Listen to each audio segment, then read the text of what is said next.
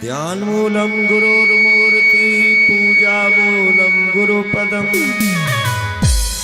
मंत्रमूलं गुरुर्वाक्यं मोक्षमूलं गुरुकृपा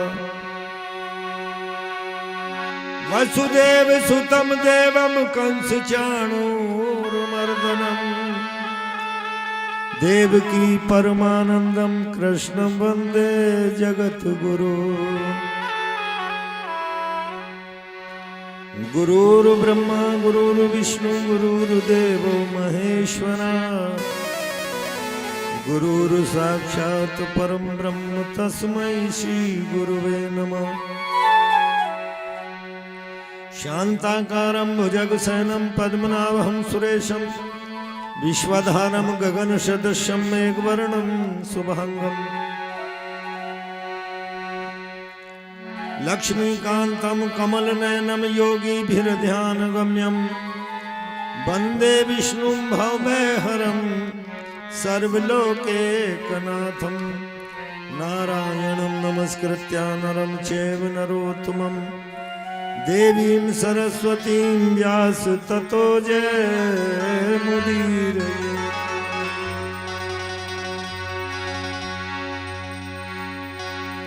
जिस थल पे हो आरती तो चरण कमल चितलाय तहाँ हरि बासा करे ज्योत अनंत जगाए। श्रीमद् भागवत भगवान की, श्री सुखदेव जी महाराज की जय, श्री परीक्षित जी महाराज की जय, अपने अपने श्री गुरु जी महाराज की जय, सब संतन की जय, सब भगतन की जय। जय जय श्री राधे। भागवत भगवान की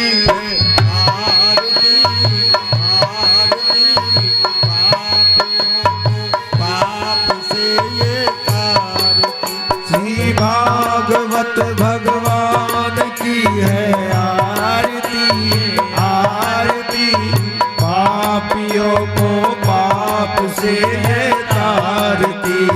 भागवत भगवान की है आरती, आरती पापियों को पाप से है तारती। श्री भागवत भगवान की है आरती पापियों को पाप से ये तारती।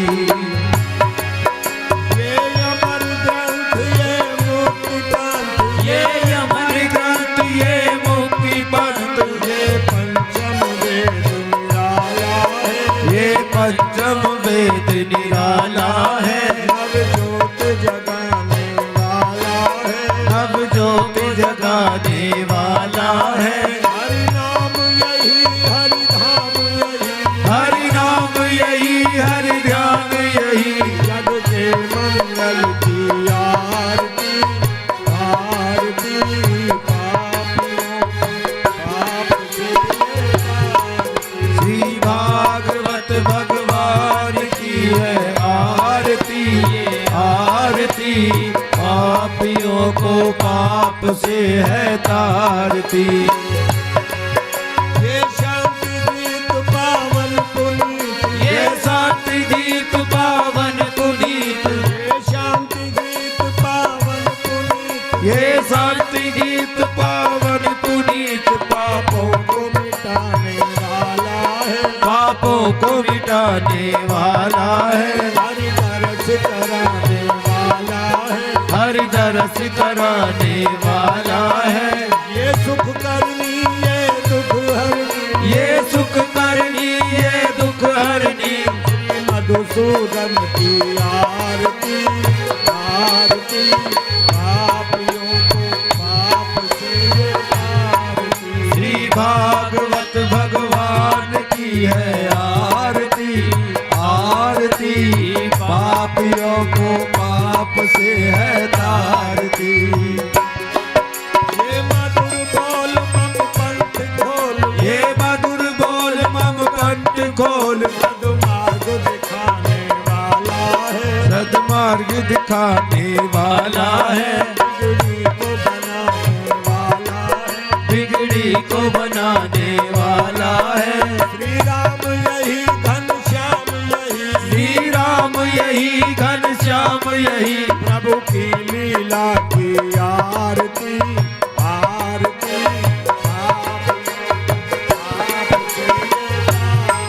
श्री भागवत भगवान की है आरती आरती, पापियों को पाप से ये तारती।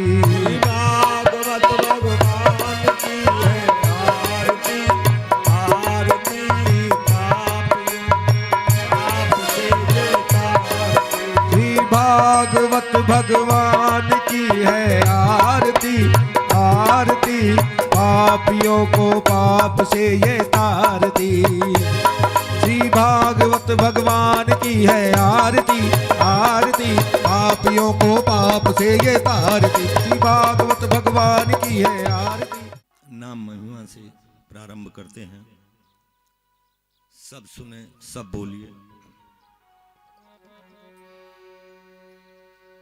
साधक कहता है, माँ थोड़ा सा माइक आवाज दो ना इसको। श्याम श्याम तो मैं रटूं, तू श्याम श्याम तो मैं रटूं, मेरे श्याम है जीवन प्राण। श्याम भक्त जग में बड़े, उन्हें कोटि कोटि प्रणाम।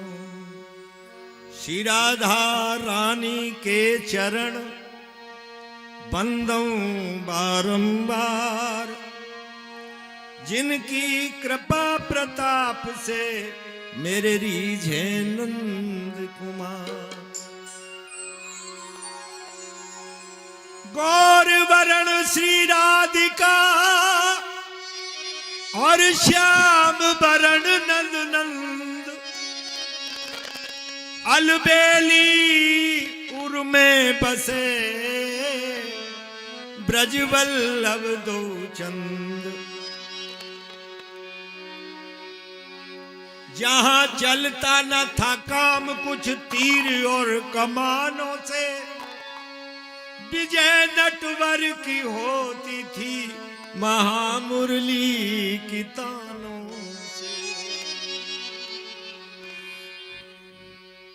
किशोरी जी को साधक ने कहा, सरस किशोरी बयस की थोरी, रति रस बोरी, कीजे कृपा की को श्री राधे, कीजे कृपा की को श्री राधे, कीजे कृपा की को श्री राधे, कीजे कृपा की को।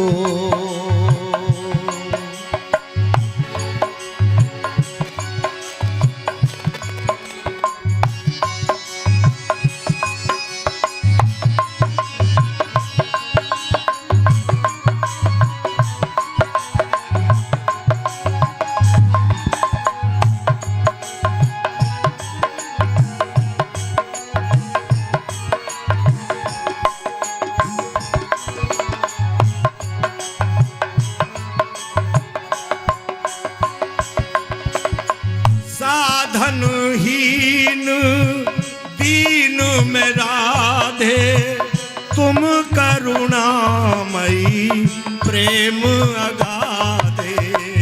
साधनहीन में दीन में राधे, तुम करुणामयी प्रेम सी राधे। कुछ लोगों ने हमारी कथा पे जब हम कहते हैं तो हम रोते क्यों हैं, कल इस बात का ऑब्जेक्शन उठाया। आपको बताएं, हम तुमसे कोई रुपया मांगने के लिए नहीं रोते हैं, हम तो किशोरी जी की और कन्हैया की हम पे कितनी बड़ी कृपा है, उसकी कृपा को याद करके रोते और गाते हैं प्यारे।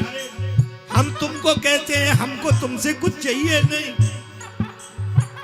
पर तुम्हारे अंदर भी जिस दिन हमारे ठाकुर ठकुरानी के लिए प्रेम उमड़ेगा तब तुम आंसू रोक नहीं पाओ। मैं तो इसीलिए कहता हूं कोई साधन नहीं किया जीवन में, कहीं मैंने कोई पढ़ाई नहीं पढ़ी, फिर भी इतने ऊंचे मंच पे बिठा दिया मुझ जैसे साधन को। साधनहीन दीन मेरा दे तुम करुणामयी प्रेम अगाधे। साधनहीन में दीन मेरा दे तुम करुणामयी प्रेम आधारा। वाके दुआरे जाए पुकारे, बात दुआरे जाए पुकारे। नैन निहारे दीन जनन की ओ श्री राधे, कीजिए कृपा की को श्री राधे कीजिए कृपा की को। सरस किशोरी बयस की थोरी, सरस किशोरी वयस की थोरी। रति रस भोरी कीजिए कृपा की को श्री राधे कीजिए कृपा की को।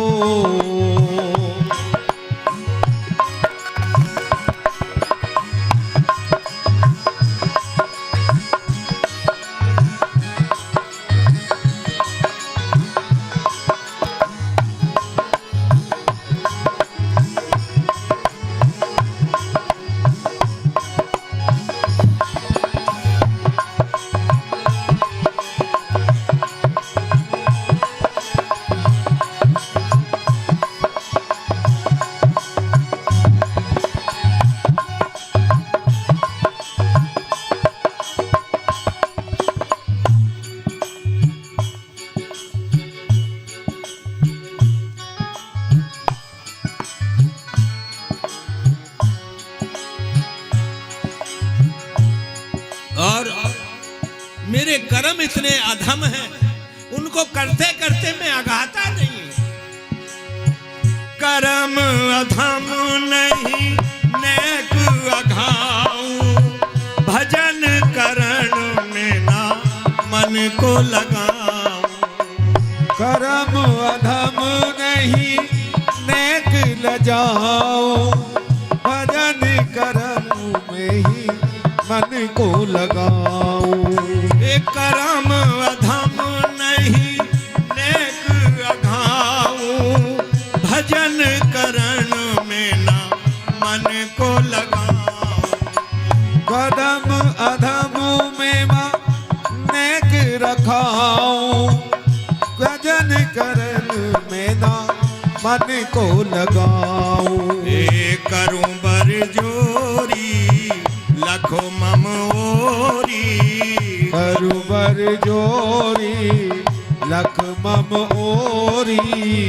तुम बिन मोरी कौन संभारे डोर, श्री राधे कीजिए कृपा की को श्री राधे कीजिए कृपा की को।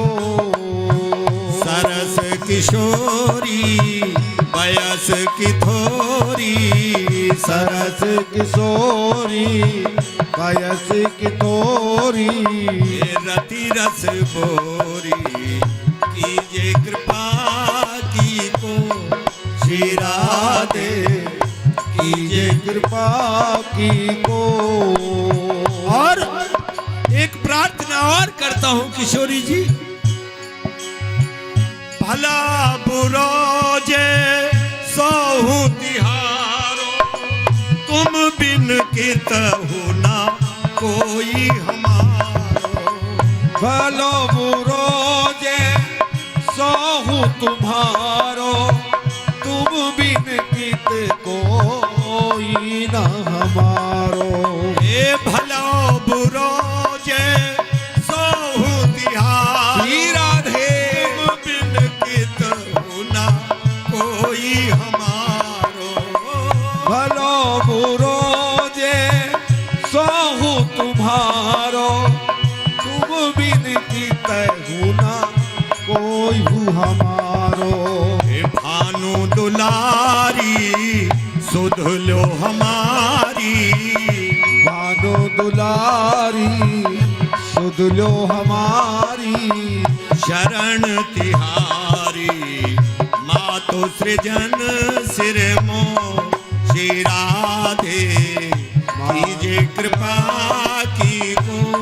श्री राधे कीजे कृपा की को।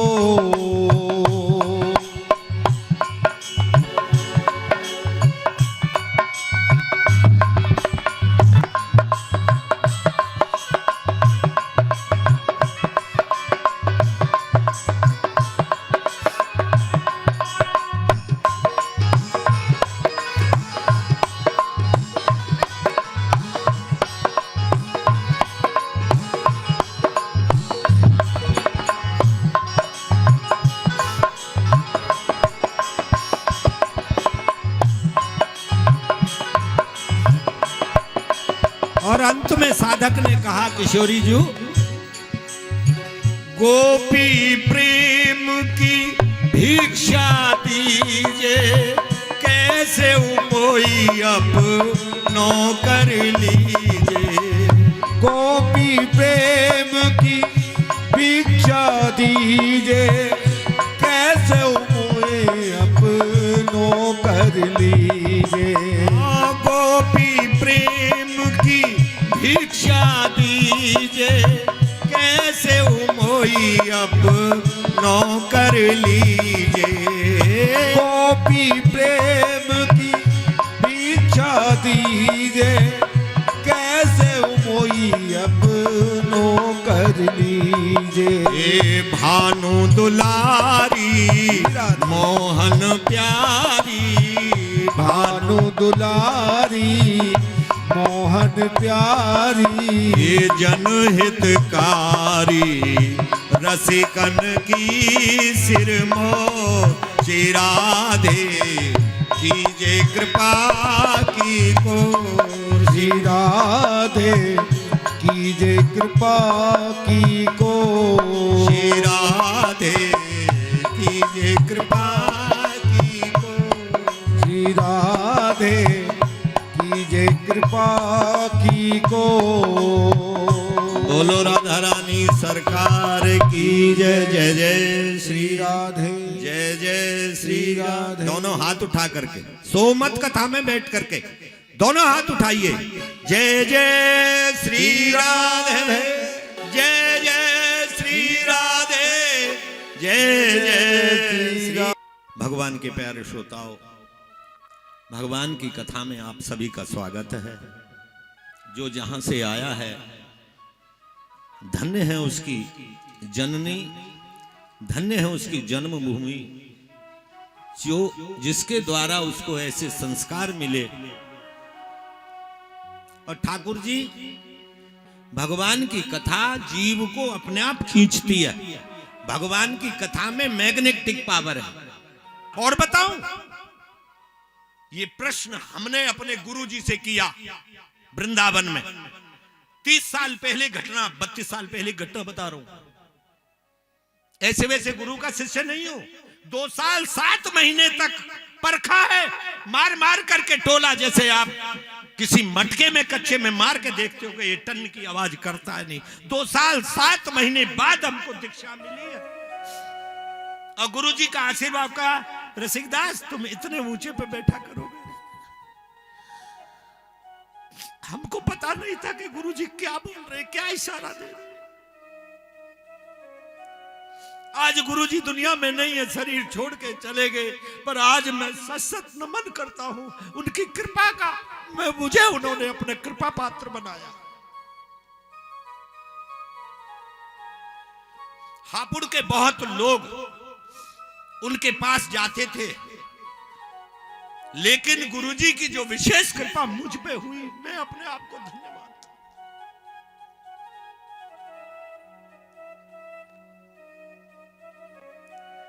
गुरुजी से मैंने प्रश्न किया कि जब कोई भगवान का भक्त कथा गाता है, कीर्तन गाते हुए रोता मैं देखता हूं, वो रोता क्यों है? गुरुजी ने कहा, आम जब तक कच्चा रहता है उसमें से रस नहीं निकलता है, पर वही आम जब पीला पड़ के पक जाता है और दबाओगे तो उसमें से रस निकलता है। इसी तरह साधक के अंदर से भक्ति की जब प्रेम उमड़ता है, ठाकुर के प्रेम के लिए उसकी आंखों से आंसू बहने लगते हैं। किसी के लिए रुपया के लिए नहीं रोते हम। हमको यहां से विदा हो, माई बहनी जितनी भाई बंधु मेरी कथा सुन रहे हैं, सबको एक निवेदन करूंगा कि मैं केवल यजमान है सुनील, सबसे पहला शिष्य इस गांव का सुनील है। मैं केवल चलूंगा तो मैं उससे भी यही कहूंगा कि मुझको 1151 या 101 बस, इतना ज्यादा नहीं, और कोई हमारे सामने रुपया दिखाना नहीं। कथा रुपया के लिए नहीं कहते हैं, हम तो कथा अपने ठाकुर जी को सुना रहे हैं, और ठाकुर जी सुनते हैं तो उनकी कृपा से आप सब सुनते हैं सारी मूर्तियां, पर आप सब बराबर नहीं सोचते। आप में कोई कुछ कच्चे ऐसे खट्टे आम हैं जो नेगेटिव सोच रखते हैं, नकारात्मक सोच रखते हैं। हमने तो 34 साल रेलवे की नौकरी करने के बाद भी यही तो भगवान की कथा का रसपान बांटा है, भगवान के नाम बांटा है। आज भी लोग उन ऑफिसों में याद करते हैं।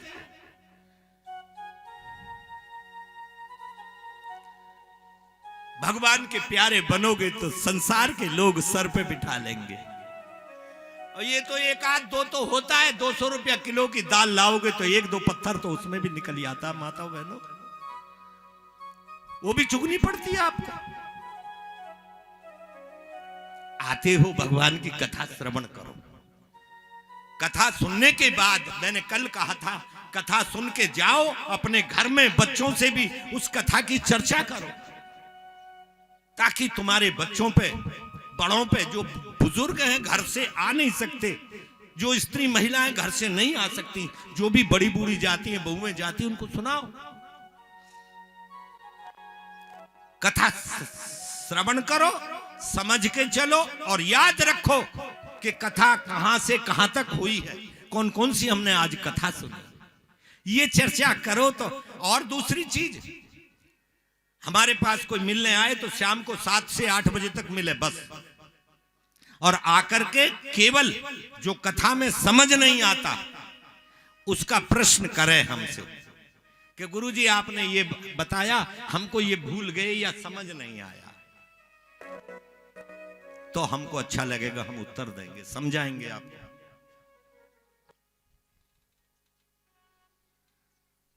हमारा एक शिष्य हुआ, बहादुरगढ़ से झज्जर के रास्ते में दुलेड़ा गांव पड़ता है, जाट था, और हम जब तुगलकाबाद में पोस्टिंग थी तो वहां फरीदाबाद में कोर्ट में जाता था। ग्रेजुएशन किए हुए पर निपट अनाड़ी आदमी हमारा शिष्य बन गया।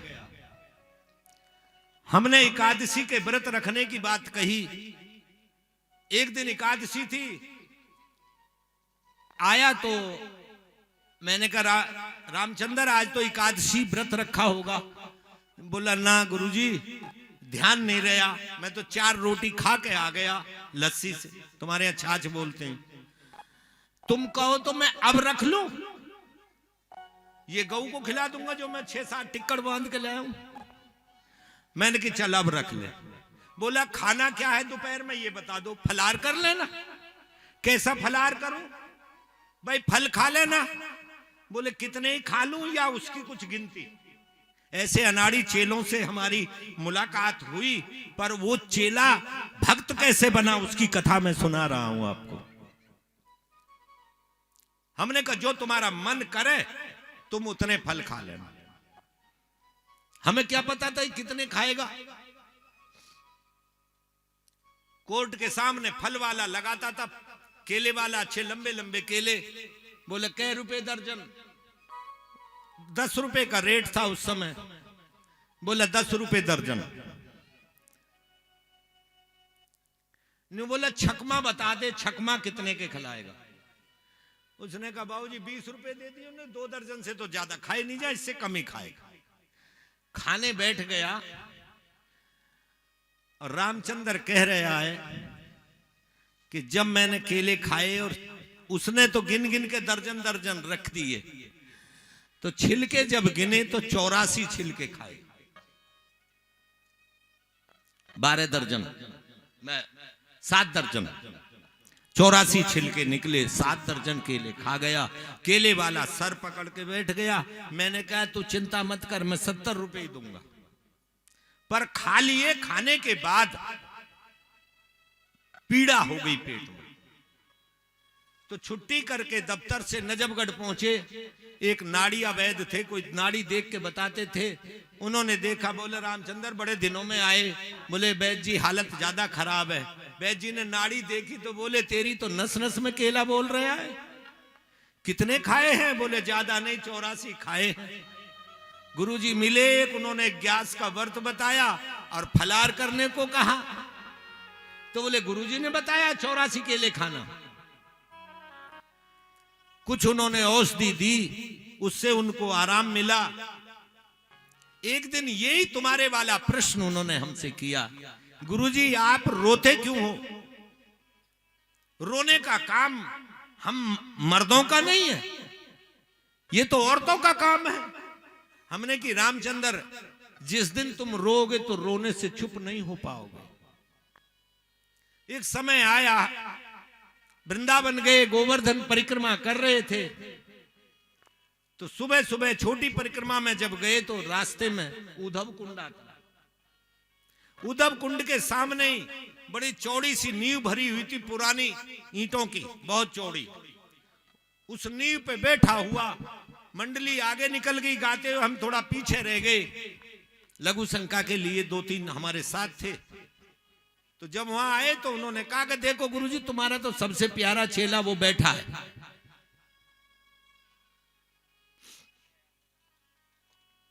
हमने कहा रामचंद्र आओ।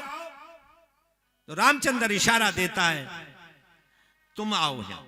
मैं उसके पास गया तो खड़ा होकर के लंबा लेट करके पैरों में गिर के बहुत रोया। इतना रोया कि जैसे बालक बिलखता है। उसको मैंने गले से लगाया, क्या बात है? बहुत देर रोने के बाद 10 मिनट लगातार रोया और कहा गुरुजी आज मुझे पता चला कि रोने का क्या मतलब है। हमने कहा क्या मतलब निकाला? बोला अभी आप यहीं थे तब तक ठाकुर ठाकुरानी दोनों मेरे सामने खड़े हैं। उन्होंने कहा हम तुझको 5वां आशीर्वाद दे रहे हैं और ये जिनके साथ तू आया है जो तेरे गुरु हैं, इसकी कृपा से हमने तुझको आज दर्शन दे दिया। ऐसा कहकर के भगवान गायब। हमने कहा रामचंद्र तू बड़भागी है, तूने भगवान का दर्शन तो कर लिया। बोला 5वां आशीर्वाद क्या है इसको बताओ। जो 15 साल पहले उसका कोई केस हुआ था, उसका पदोन्नति वगैरह सब रुकी हुई, प्रमोशन, उसका पैसा था, उसको 2.5 लाख रुपया उसको मिला। 15-16 दिन के बाद केस जीत गया। तब आकर के मिठाई का डब्बा लाया, गुरुजी हमको 5वां आशीर्वाद आज पता लगा, मुझको जो है 2.5 लाख का चेक मिला है। भगवान अपने भक्त को ये सब लीला दिखाते रहते। इसलिए कथा में आते हो, कथा को श्रवण करो। कल की कथा हमने प्रारंभ की महात्म से, नैमिषारण्य तीर्थ से कथा प्रारंभ हुई है और कलयुग में ये कथा चल रही है। सूत जी महाराज और शौनक आदि 88,000 ऋषियों का समागम है नैमिषारण्य तीर्थ में।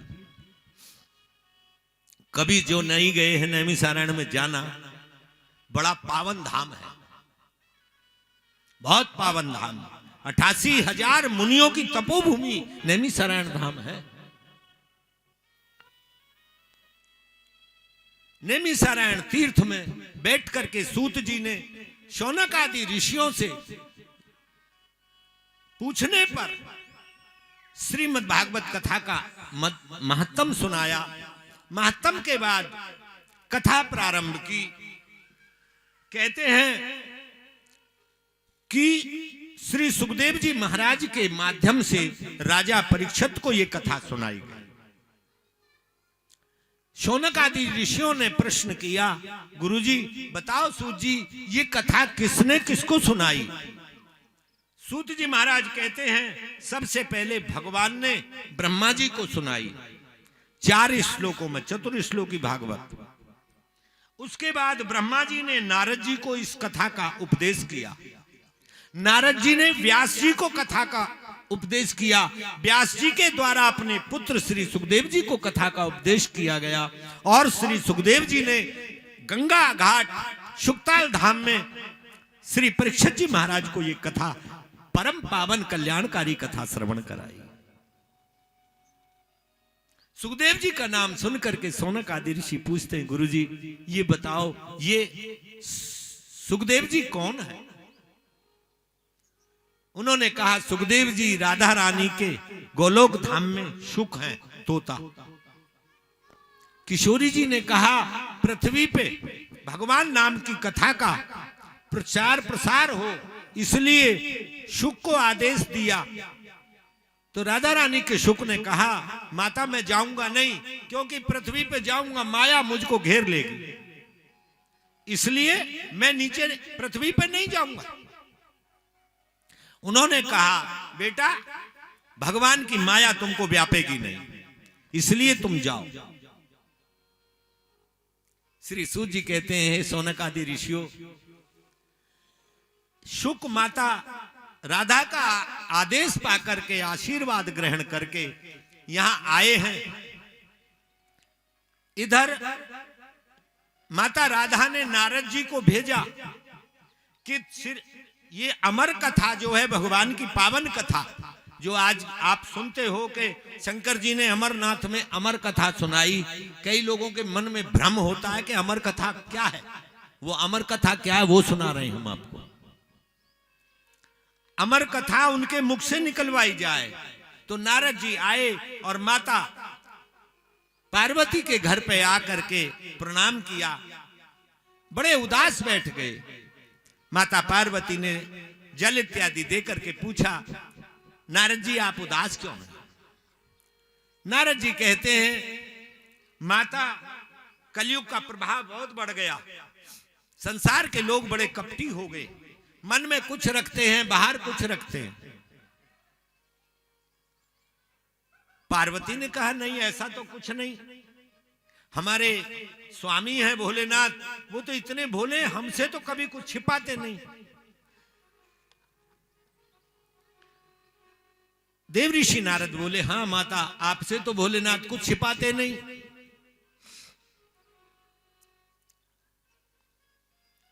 पर एक बात बताओ, भोलेनाथ ने तो आपको ये बात बताई दी होगी कि उनके गले में जो मुंड माला पड़ी है वो क्या है, ये तो बता ही दिया होगा। पार्वती सोच में पड़ गई कि मुंडमाला का तो हमसे राज आज तक भोलेनाथ ने नहीं खोला।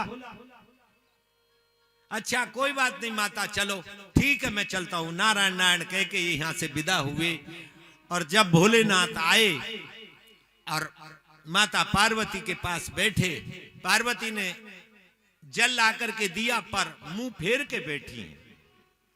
भोलेनाथ ने कहा क्या बात है देवी, आप उदास क्यों हैं? कि कुछ नहीं, दुनिया के लोगों को हमने सुना था कपट रखते हैं, पर आप जिनको जगत गुरु कहते हैं, जो समस्त सृष्टि का संहार करता है, वो भी कपट रखते हैं। भोलेनाथ ने कहा मैंने तो आज तक आपसे कोई कपट किया ही नहीं। पार्वती जी ने कहा यदि कपट नहीं किया तो बताओ तुम्हारे गले में जो ये मुंडमाला है ये किसकी है? ये बात आपने रहस्य कभी बताया? ओहो, भोलेनाथ समझ गए, पूछने लगे क्या देव ऋषि नारद घर आए थे? कि नारद जी पे शक क्यों हुआ कि बस ये बात जो तुम पूछ रही हो ये नारद जी के अलावा कोई नहीं बताएगा। उन्होंने कहा देवी यदि तुम जिद करती हो मैं बताता हूं, तुम्हारे आज तक जितने जन्म हुए हर जन्म का मुंड मैंने इस गले में अपने हृदय से लगा के रखा है। पार्वती जी कहने लगी मेरे इतने जन्म हुए और आप? शंकर जी बोले जब से मेरा जन्म हुआ मैं अजन्मा हूं, मैं मरा ही नहीं, अमर हूं। आप अमर कैसे हैं? शंकर जी ने कहा मैं अमर कथा जानता हूं इसलिए मैं अमर हो गया। आप अमर कथा जानते हैं? मैं इतनी बार मर चुकी, इतनी बार जन्म हुआ, आपने मुझको अमर कथा क्यों नहीं सुनाई? मुझको भी अमर कथा सुनाओ। पार्वती की जिद करने पर भगवान शंकर मां उमा को लेकर के पहाड़ी क्षेत्र कश्मीर में गए, पर रास्ते में जिस नंदी पे बैठ के गए उस बैल को रास्ते में छोड़ा कि अमर कथा तो पार्वती जी को सुनानी है।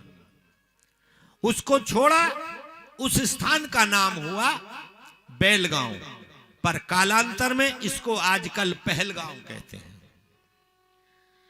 फिर उन्होंने चंदन और भस्मी को छोड़ा, उस स्थान का नाम हुआ चंदनवाड़ी। फिर आगे जाकर के गले के सर्प को छोड़ा, उस स्थान का नाम हुआ शेषनाग झील। उसके बाद गणेश जी को रक्षक के रूप में छोड़ा, उस स्थान का नाम हुआ गुणस पर्वत। पंच प्राणों को छोड़ा, पंच महाभूतों को छोड़ा है कि कोई अमर ना हो, उस स्थान का नाम पंचतरणी गंगा। मस्तक की गंगा को जहां छोड़ा उस स्थान का नाम हुआ अमर गंगा कहलाया वो स्थान। और गुफा के समीप त्रिशूल फेंक करके जितने भी जीव प्राणी हैं वहां से सबको हटा दिया। पर श्री सूत जी कहते हैं भाई इन बच्चों को बिठा लो आप। सूत जी कहते हैं हे शौनक आदि ऋषियों, इन्होंने त्रिशूल से सब चीज देखा, पर देव योग से भगवत कृपा से जिस गुफा में माता उमा को लेके बैठे उस गुफा के एक छोटे से छिद्र में एक कबूतर कबूतरी का जोड़ा और ये शुक इसका अंडा यहां पे रखा हुआ। भगवान शंकर माता उमा को अमर कथा सुनाने लगे। अमर कथा क्या है? पहले स्कंद से लेकर के 12 स्कंद तक ये अमर कथा भागवत जी की कथा है। भगवान की पावन कथा जिसके सुनने से जीव अमर हो जाता है। जब ये कथा सुनाई तो सुनाते सुनाते माता उमा को नींद आ गई और जिस अंडे में वो शुक का बच्चा था वो अंडा फूट गया। माता उमा को नींद आ गई। छठे दिन और जब कथा का जयकारा हुआ शंकर जी सुनते रहे, हुंकारा आता रहा। कथा कहने वाले को अकेले में जब चारपाइयों पर लेट जाते तो कथा कहते हैं तो किसी किसी को नींद आके सो गया कि नहीं सुन रहा हूं, आ तो नींद गई पर सुन रहा, तो हुंकारा क्यों नहीं दे रहे? यही हुंकारा शुक महाराज देते चले गए। जब माता उमा की नींद टूटी, जयकारा हुआ कथा में अंतिम दिवस 7वें दिन का, तब माता उमा ने कहा प्रभु आपने जो कहा था कि भगवान श्री कृष्ण ने द्वारका में उद्धव जी को उपदेश दे करके कि अब यदुवंश का नाश होने वाला है, अब तुम बद्रीनाथ चले जाओ, तो उन्होंने क्या क्या सुनाया? तो भगवान शंकर बोले उमा तुम ये बात क्यों पूछ रही हो? कथा तो मैंने सारी सुना दी। यदि तुमने, मैं तो सुनी नहीं, मैं सो गई बीच में, यदि तुम सो गई तो हुंकारा कहां से आया? और भगवान शंकर त्रिशूल लेकर के खड़े हो गए और वो शुक अंडे से निकल करके उड़ा। भगवान शंकर पीछे दौड़े त्रिशूल लेकर के और वो शुक कहां पहुंचा? बद्रीनाथ धाम में। बद्रीनाथ में आप जाओगे, वहां व्यास जी की कुटिया है, और व्यास कुटिया में व्यास पत्नी बाहर खड़ी हुई अपने केस सुखा रही थी, और जो ही उनको जमाई आई तो ये शुक का बच्चा उनके मुख के अंदर सीधा गर्भ अवस्था में चला गया। शंकर जी ने देखा, समझ गए ये बच्चा तो अमर हो गया, पर इसको जहां पहुंचना था ये ठीक जगह पहुंच गया। त्रिशूल लेकर के वापस आए और उन्होंने उसी दिन कथा को श्रापित कर दिया कि आज के बाद जो इस अमर कथा को सुनेगा वो अमर नहीं होगा, उसकी मृत्यु होगी। लेकिन इस कथा को चाहे किसी मरे हुए के निमित्त सुनाई जाए, चाहे जीवित प्राणी को सुनाई जाए, इस कथा से सबका कल्याण होगा। बोलो श्रीमद् भागवत भगवान की कल्याण होगा सब। श्री सूत जी महाराज कहते हैं,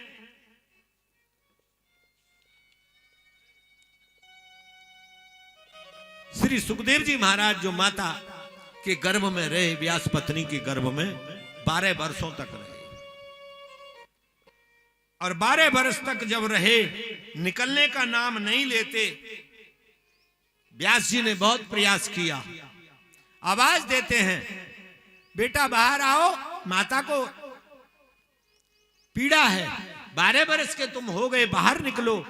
तो सुखदेव जी अंदर से कहते मैं बाहर नहीं आऊंगा, मुझको भगवान की माया व्यापेगी। व्यास जी कहते माया से मैं छुड़ाऊंगा, पर वो कहते कि आप तो स्वयं माया में फंसे हुए, अभी आपने देखा ही कहां है कि मैं बेटा हूं या बेटी।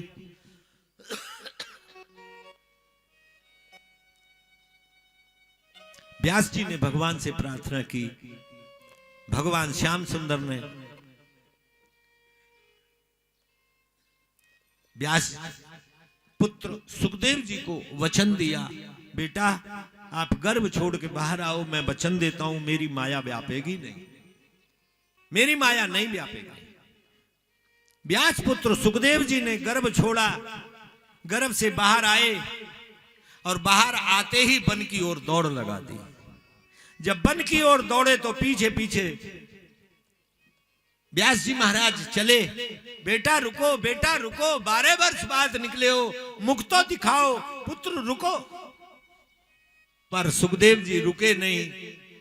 व्यास जी की ओर से, सुखदेव जी की ओर से व्यास जी को उत्तर दिया है वृक्षों ने, हे व्यास जी, आपके पुत्र सुखदेव जिनकी ब्रह्म दृष्टि है, इनका जन्म तुम्हारे यहां हुआ है, लोक कल्याण के लिए हुआ है, इसलिए आप व्यर्थ में विलाप मत करो। व्यास जी जब रोते हुए लौट रहे हैं, व्याकुल हैं, तो रास्ते में नारद जी मिले। नारद जी बाबा ने कहा, क्या बात? व्यास जी ने कहा, मैंने 17 पुराण लिखे, मेरे मन को शांति नहीं है।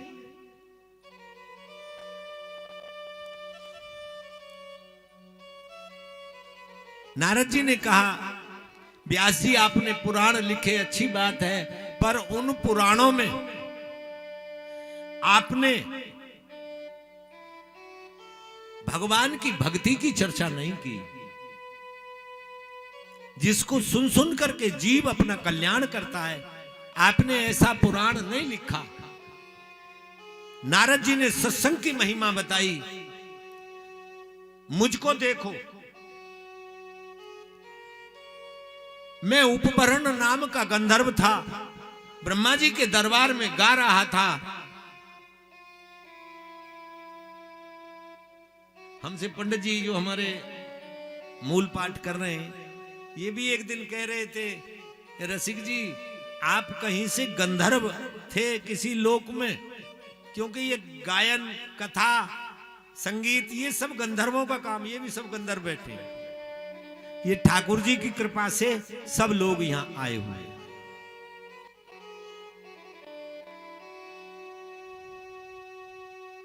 और देख लेना, ये सब छूटने के बाद सभी तो जाते हैं यहां से, पर कोई गया है कभी दोबारा आके किसी को मिला? ना रही वो सोने की लंका, ना रहा जलाने वाला भी, मिट गए जो मिटाने वाले थे, ना रहा मिटाने वाला भी। दुनिया की सराय ना बदली, मेहमान बदलते रहते हैं। इंसान तेरी तो क्या हस्ती, भगवान बदलते रहते हैं। सबको जाना है, पर ऐसा बन के जाओ। तुलसी बाबा ने लिखा, तुलसी जब पैदा हुए जग हंसा हम रोए, पर ऐसी करनी कर चलो हम हंसे जग रोए। संसार के प्राणी हमको याद करके रोए, हमारी गाथा गा करके रोए, और बुरे कर्म करके जाओगे तो लोग हंसेंगे। लोग कहेंगे अच्छा हुआ राड़ कट गई, गांव पे भारी था। माता कोई जाएगी शरीर छोड़ के, कहेंगे बड़ी बुरी थी, आधे गांव में चुगली करती फिरती थी, उसका काम ही कुछ नहीं था। कोई रास्ते को आगे घर के आगे निकलता, वहीं चारों को बिठा के वही चर्चा करने लगती उल्टी सीधी। अच्छे बनो, भजन करते करते जाओ। कोई हमसे पूछ रही थी, महाराज जी किसी के बहू बेटा सेवा ना करे तो क्या करे? हमने कि भजन इतना करो जो ठाकुर जी तुमको सेवा का मौका ही नहीं दे, उठा ले पहले ही, चलते हाथ पैर तुम जाओ। ऐसी भगवान से प्रार्थना करो, भजन करो।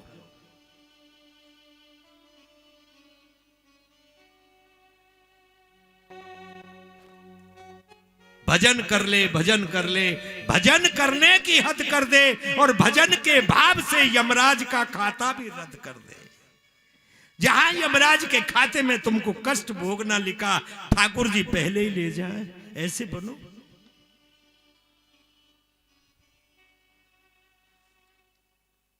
नारद जी ने सत्संग की महिमा बताई।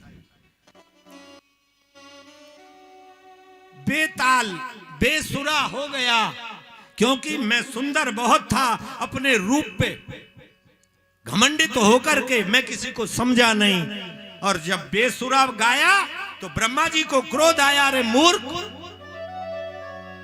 जा मृत्यु लोक में शूद्र के घर जन्म तू ले।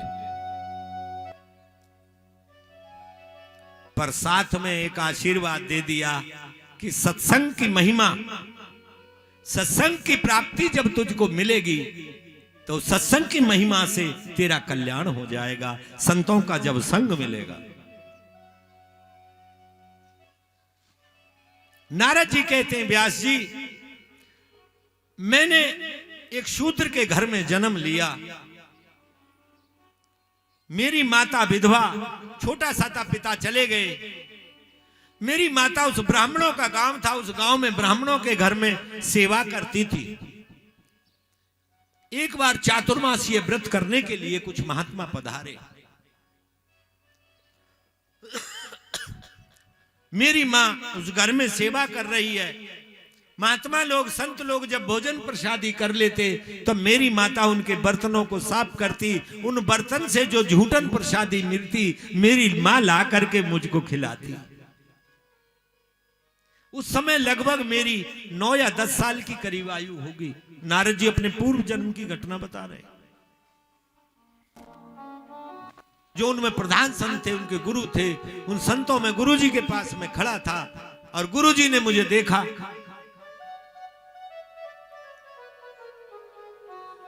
आंखों में मेरी आंसू देख करके, दोपहर बाद का समय हो गया था, उन्होंने कहा, क्या बात है बेटा, तुझको भोजन नहीं मिला, तू भूखा है। गुरुजी ने अपने पास बिठा करके जिस पत्तल पे खा रहे, अपने हाथ से कौर मेरे मुख में दिया।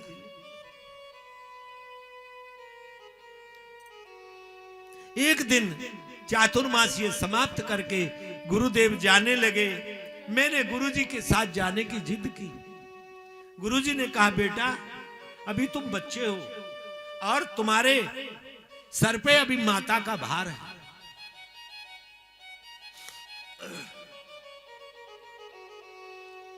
मुझे छोड़ के चले गए। मैं बहुत रोया। देवयोग से कुछ समय बाद एक दिन मेरी माता गौशाला में गई दूध दूहने और वहां किसी सर्प ने मेरी माता को डस लिया। मेरी माता इस लोक को छोड़ के चली गई। लोग तो रोते हैं माता के मरने पर मुझको खुशी हुई कि ये बंधन था जीवन में, ये बंधन छूटा। क्या समझे कथा का सार? ये जितने भी भाई बहन, माता पिता, बेटा बेटी, और कई मूर्ख तो ऐसे मूर्खा हैं आप लोगों में कि चेक कराया बेटा नहीं है, बेटी है, कटवा दी। अरे तुम बेटी की हत्या, कन्या हत्या, भ्रूण हत्या करके सुख पाना चाहते हो? 7 जन्म तक सुख नहीं मिलेगा, चाहे तुम अभी कितने खुश हो रहे हो। बेटी की हत्या कभी गर्भ में नहीं कराना। अगर बेटी के उनके माता पिता ऐसे हत्या कराते तो हमारी यशोदा, कौशल्या, देवकी कहां से आती? कहां से हमारे रामकृष्ण जैसे इस धरा नाम पे आते? ये भी किसी माता के गर्भ से तो आए, किसी माता को आनंदित करने तो आए।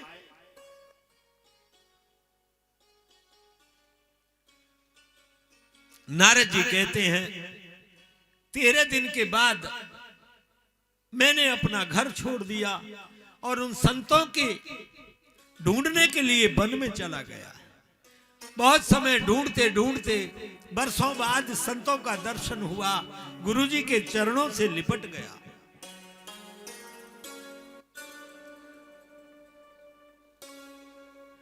गुरुजी ने मुझको उठा करके हृदय से लगा लिया।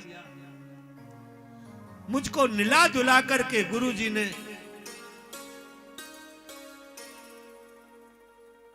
मेरे गले में तुलसी बांधी और मुझको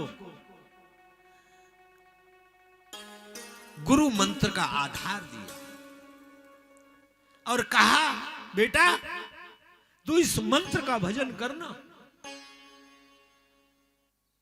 और बताऊं, तुम लोगों में बहुत सी हमारी शिष्या हैं, शिष्य बैठे, जिनको तो कई कई साल हो गए मंत्र याद नहीं रहा। एक हमने चेली से पूछा, तुम्हारा मंत्र क्या दिया तुमको? पता नहीं क्या ऊटपटांग गाने लगी। हमने भजन नहीं करते तुम मंत्र भूल गई कि भजन तो करें पर चलते फिरते करें, सोइयों माला हो जाए सुबह शाम तक, पर वैसे ऐसे ही मंत्र करती है जो याद ही नहीं है तुझको। मालाओं को जंग लग गया है, कितने दिन टंगे हुए हो गए। और सबसे ज्यादा भजनानंदी आगे होके आते हैं, गुरुजी हम आपके सबसे बड़े भक्त हैं, भगवान के भक्त बनो। हमसे हमारे भक्त बनने से कुछ नहीं होगा, हमने तुमको आधार दिया, बिना भजन के कुछ नहीं होगा, समझ लेना मेरी बात को। साथी है मित्र तुम्हारे गंगा जल बिंदु पान तक। जो तुम्हारे मित्र इत्यादि हैं वो कहां तक? तुम्हारे साथ गाड़ी में बैठ के गंगा जी तक चले जाएंगे, जला करके हाथ पैर धोंगे, तुम्हारी पूड़ी खाएंगे और चले आएंगे घर। साथी है मित्र तुम्हारे गंगा जल बिंदु पान तक, पत्नी भी साथ देगी बस केवल मकान तक। पत्नी भी दरवाजे तक जाती है, सगे संबंधी तो चलेंगे बस केवल शमशान तक, और पुत्र भी हक निभाएगा बस केवल अग्निदान तक। बेटा अग्नि लगा करके स्वाहा कर देगा, सर में डंडा मारेगा, चले जाएगा। फिर इससे आगे क्या होगा? दिल्ली राजघाट पे एक बहुत बड़ा शमशान घाट है, हमारा एक रेलवे का साथी था, वो गुजर गया, उसकी अंत्येष्टि में हम गए तो वहां लिखा था कि मुझे यहां तक, बहुत बड़े बड़े अक्षरों में, मुझे यहां तक पहुंचाने का आपको बहुत बहुत धन्यवाद। अब यहां से आगे की मेरी यात्रा अकेली करनी है। साथी है मित्र तुम्हारे गंगा जल बिंदु पान तक, पत्नी भी साथ देगी तो केवल मकान तक। रिश्तेदार सब चलेंगे बस केवल शमशान तक, और बेटा भी हक निभाएगा बस अग्निदान तक। इससे आगे तो बस भजन ही है साथी, भजन के बिना तू अकेला रहेगा। रे मन ये 2 दिन का मेला रहेगा, इस जगत में तेरा सारा ये झमेला रहेगा। फंसे रहो झमेलों में।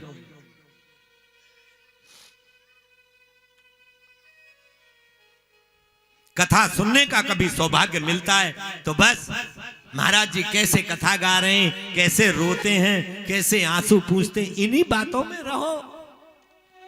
ठाकुर जी ने तुमको बुद्धि इतनी दी, और उन बातों को जाकर के बुद्धिमान गुरुजी से भी कहते हैं, देखो गुरुजी आपको फलानी ये कह रही है। लज्जा करो, अपने किए पे शर्मिंदा हो जाओ, और आगे के लिए अपनी आदत सुधार लो। खाली माला लटकाने से, खाली तिलक लगाने से भजन नहीं है। मन की तरंग मार ले बस हो गया भजन, और आदत बुरी सुधार ले बस हो गया भजन। आया कहां से और अब तुझे जाना है कहां, बस इतना ही मन विचार ले बस हो गया भजन। कभी तुमने सोचा मैं कौन हूं, कहां से आया हूं, क्या करना है, क्या करके कहां जाना है, ये कभी विचारा? कौन हो तुम? मैं हूं राम भतेरी। कहां से आई हो? खुर्जा से आई हूं, खुर्जा के पास गांव है हमारा। भाई यही तो जानते हो। अरे तुम भगवान की सब जीवात्मा हो, तुम सब वहां से आई हो, भगवान की जीवात्मा हो। तुम यहां आए हो केवल मनुष्य शरीर में भजन करने के लिए, और भजन कर करके सिर्फ तुमको भगवत प्राप्ति करनी, ये तुम्हारा ध्येय होगा तो तुम्हारा मनुष्य शरीर लेना सफल हो गया। नहीं तो केवल तुम्हारा श्रम बाकी बचा है, केवल व्यर्थ की मेहनत है। नारद जी कहते हैं गुरुजी के द्वारा देने के बाद मैंने उस भजन का, मंत्र का इतना भजन किया, इतना भजन किया कि एक दिन मेरे अंदर हृदय में मेरे नारायण प्रकट हो गए। और नारायण ने कहा बेटा बहुत जल्दी तेरी ये देह छूटने वाली है, और अगले जन्म में तू मेरा पार्षद नारद बनेगा। ये भगवान का आशीर्वाद मिला मुझे। किससे मिला? भजन करने से।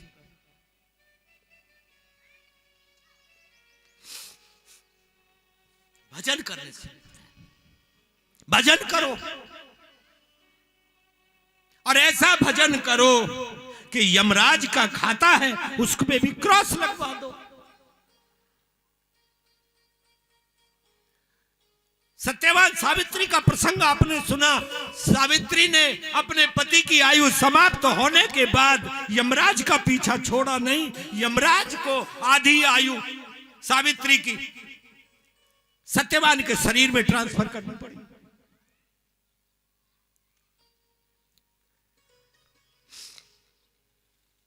ऐसी बनो, सती बनो, निंदा चुगली करने से बाज आओ। तेरी मेरी करने से कुछ नहीं मिलेगा, दूसरे के पापों को और अपने सिर धर लोगी। सती बनो, सावित्री जैसी बनो, द्रौपदी जैसी बनो। कि द्रौपदी अगर रोती है तो ठाकुर मेरा त्रिलोकी का नाथ साड़ी बनकर के शरीर में घुस जाता है, और साड़ी बनकर के निकल रही है शरीर से। नारी बिच सारी है कि सारी बिच नारी है, नारी ही की सारी है कि सारी ही की नारी है। लोगों को पता नहीं है कि नारी खड़ी है या साड़ी है, या साड़ी में से नारी निकल रही है, नारी में से साड़ी निकल रही है, ये पता नहीं है। भगवत कृपा क्यों पाई? सावित्री जैसों ने, और द्रौपदी जैसों ने, अनुसुईया जैसों ने, 3 बालक जिन्हें भगवान को बालक बना दिया तीनों को। ये सब क्या? भजन का बल है, सतीत्व का बल है। उन्होंने किसी की चुगली नहीं की। अगर पति उनके भगवान का भजन कर रहे हैं तो उन्होंने सेवा करी पति की। तुम्हारे यहां अगर पति से लड़ाई हो जाए तो कहेंगी तोते तो मैं राणवली।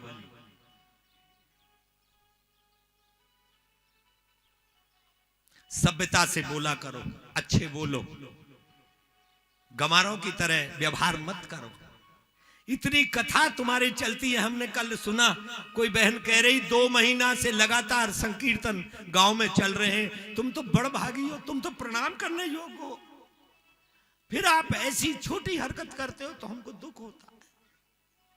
तुम्हारे गांव में अभी 2-3-4 महीने पहले कथा होके गई है, राम कथा, 9-10 दिन तुमने उसका आनंद लिया, अभी फिर भागवत कथा रख दी गई और तुम कहती हो, तुम में कुछ कहती हैं कि बीबी ईद का तो रोज का धंधा है गयो, हम कहा करें, कहां तक दें, हम ना देंगे, हमारे बस की ना देनो। तुम मत दो, भगवान की कथा तो सुनो, बुरा तो मत कहो, अच्छे बनो, ठाकुर जी के भक्त बनो। आज से गांठ बांध के पल्ले में उठो, हम किसी की चर्चा नहीं करेंगे। तुम्हारा ये बड़ौदा जो है ना, ये वृंदावन है।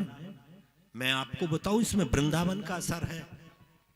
जिस भूमि पे आप बैठे हैं, जिस घेर में आप स्थल पे कथा श्रवण कर रहे हैं, ये पवित्र हो गई, धन्य हो गई। हर बार कीर्तन भी होता है, कथा होती है, इसी स्थान पे होती है। आप बड़भागी, जिन बेटियों का जन्म, बेटों का जन्म इस गांव में हुआ, वो बड़भागी हैं। जो बहन माताएं बाहर से ब्याह करके इस गांव में आई, वो बड़भागी हैं। तुम्हारे बराबर में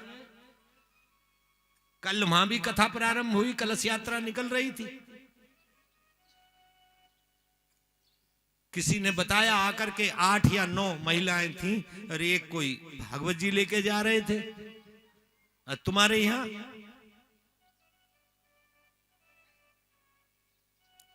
भक्त बनो, संत बनो। भगवान भक्त के वश में है। भगवान कहते हैं, मेरी भक्त की निंदा जो करता है, करोड़ों बैरियों में मेरा वो एक बैरी है। निंदा करनी छोड़ दो। नारद जी ने कहा, भगवान का आदेश पा करके मैं अत्यंत प्रसन्न हूं। कुछ समय बाद मेरी देह छूटी। देह छूटने के बाद मैं भगवान का पार्षद नारद बना।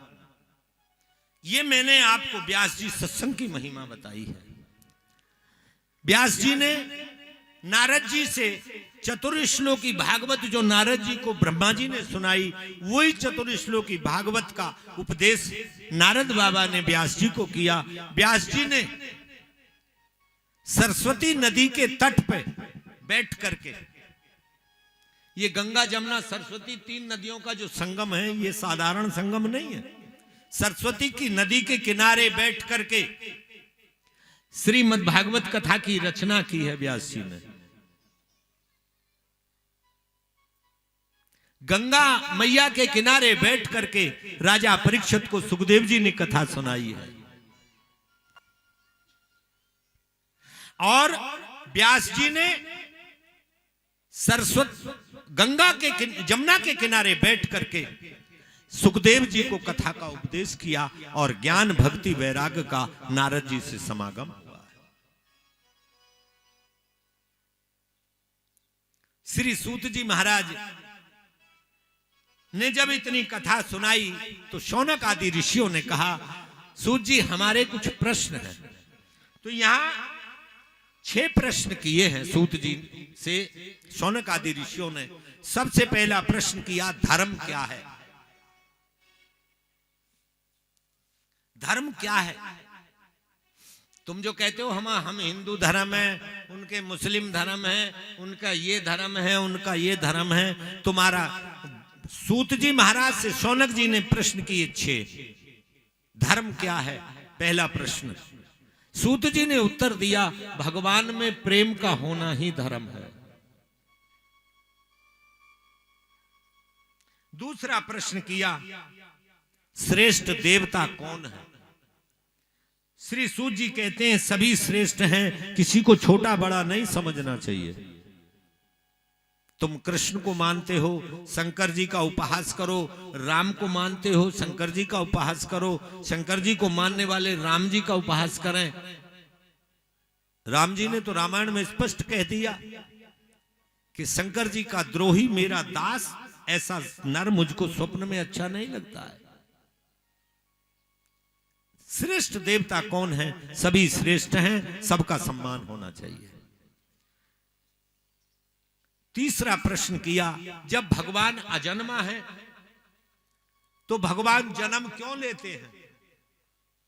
श्री सूत जी कहते हैं कि जब जब इस धराधाम पे पाप बढ़ता है, जब जब होए धर्म की हानि, बाड़ई असुर अधम अभिमानी, तब तब धरे प्रभु विविध शरीरा, हरे कृपा निधि सज्जन पीरा।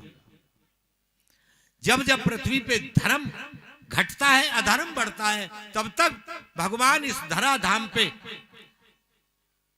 अनेक रूपों में अवतरित होते हैं और अधर्म का विनाश करके धर्म की वृद्धि के लिए भगवान कार्य करते हैं। चौथा प्रश्न किया, भगवान के कुल कितने अवतार हुए? श्री सूत जी कहते हैं यूं तो भगवान के बहुत अनेक अवतार हुए, हरि अनंत, हरि कथा अनंता। भगवान अनंत हैं, भगवान की कथा अनंत है, तो भगवान के अवतार भी अनंत हैं। लेकिन मुख्यतः 24 अवतार गिने जाते हैं। भगवान को 24 अवतारों के नाम गिनाए। पांचवा प्रश्न किया, शास्त्रों का सार क्या है? बोले श्रीमद् भागवत की कथा ही शास्त्रों का सार है। और अंतिम छठा प्रश्न किया कि जब भगवान अपने श्री धाम चले गए तो धर्म किसकी शरण में गया? श्री सूत जी कहते हैं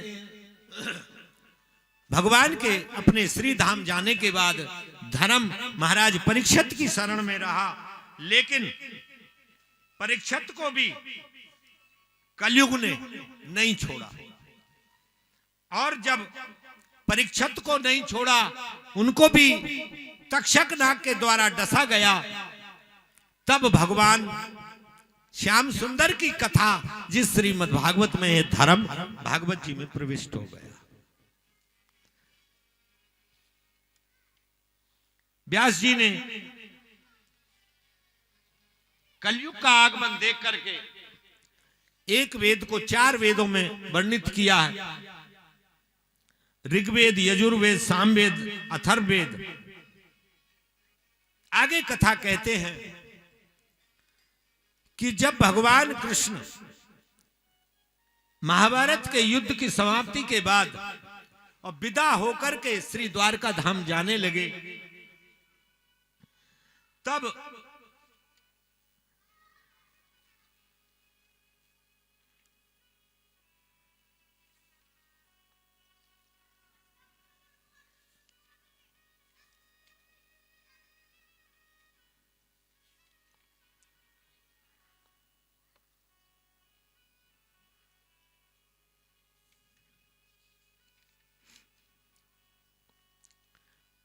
पांडव, द्रौपदी,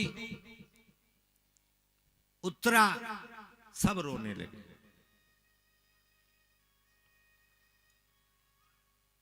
जब रोने लगे तब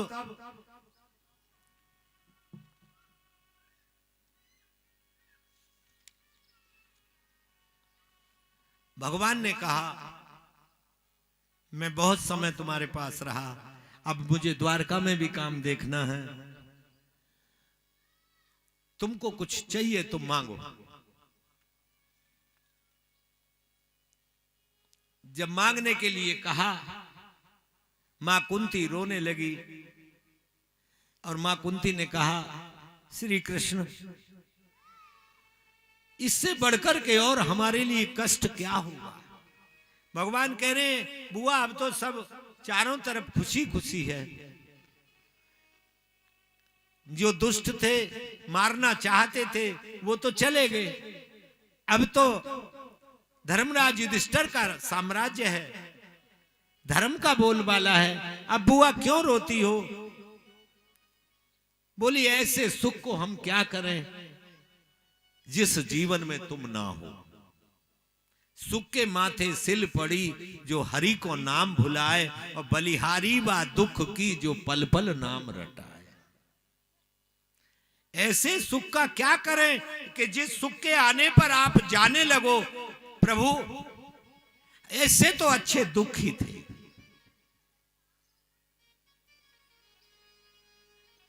युधिष्ठिर बड़ा पश्चाताप कर रहे हैं, आंखों में आंसू हैं। भगवान ने कहा क्या बात है बड़े भैया, क्यों रोते हो?